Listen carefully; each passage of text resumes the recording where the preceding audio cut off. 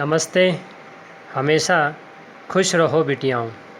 मैं JVN doctor S Bundela, professor, faculty of education and methodology.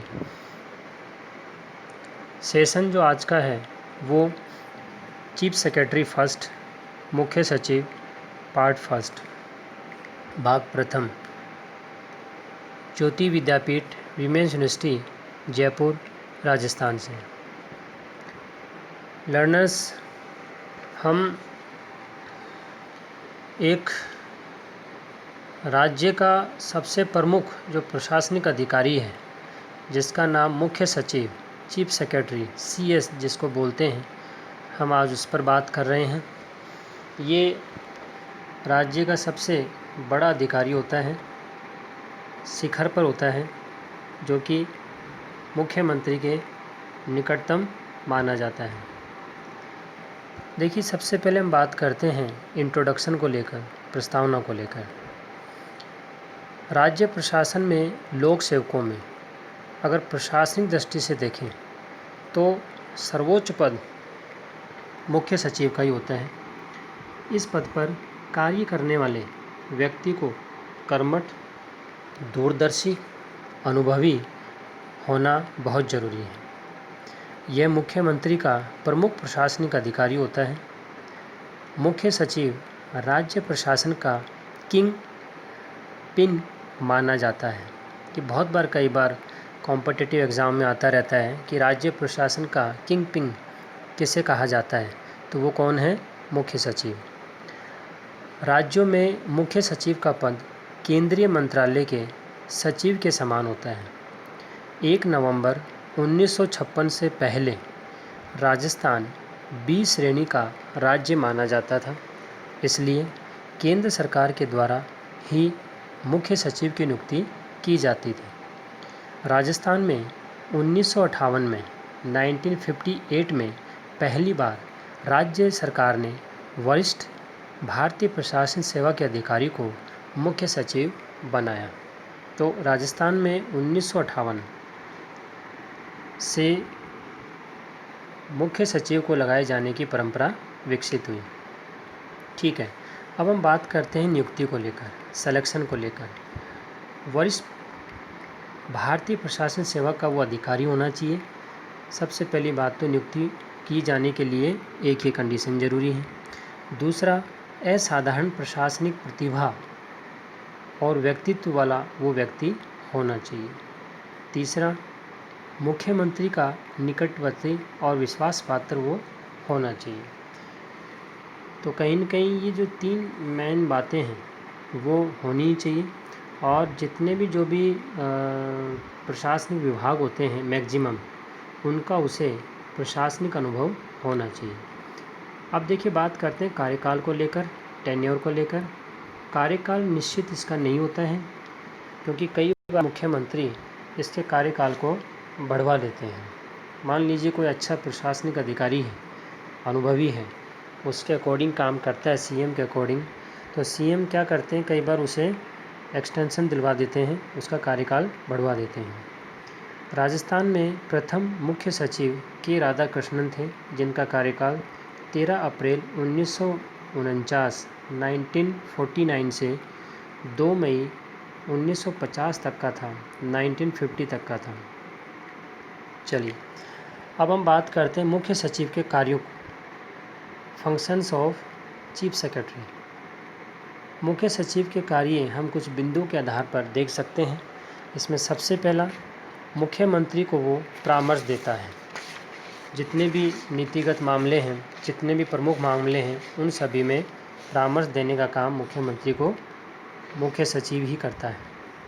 दूसरा, राज्य के प्रशासन तंत्र को नेतृत्व प्रदान करता है तथा उनका नियंत्रण भी करता है।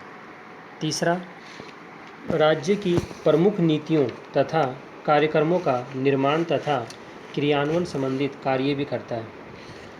चौथा, मंत्रिपरिषद समितियों के कार्यों में सहायता करता है। इसके अलावा पांचवा, मंत्रिमंडल बैठकों की सूचना मंत्रियों को देता है तथा निर्णयों को भी ये अवगत करवाता है कि भाई मंत्रिमंडल की बैठक में इस प्रकार के निर्णय लिए गए हैं। इन निर्णयों को लागू भी यही करवाता है।